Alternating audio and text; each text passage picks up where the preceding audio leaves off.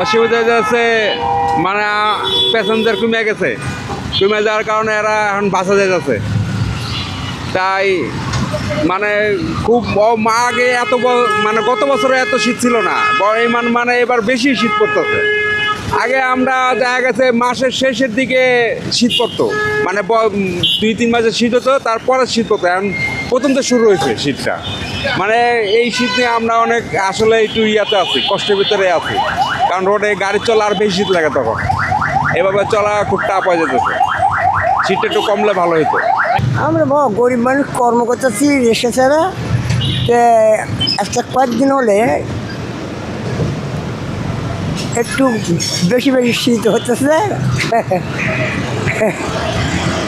শীতে একটু ওই হার্টের সমস্যা, মনে করেন পরিশ্রম বেশি এবং শীতে একটুখানা কষ্ট পাচ্ছে।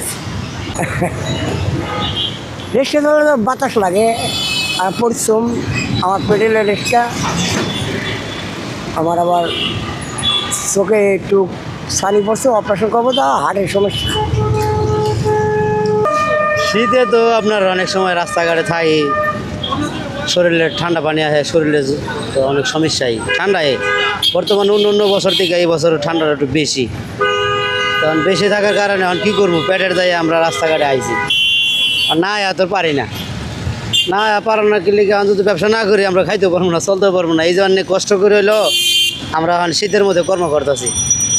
অন্তত সরকার বা গভর্নমেন্ট গরিব মানুষের কিছু অনুদান বা কিছু কাপড় চোপড় দেয়, রাস্তাঘাটে যারা শুয়ে থাকে, পথচারী যারা হকার, হ্যাগরও কিছু দেয়, তাহলে কিছু উপকার হইতে পারে।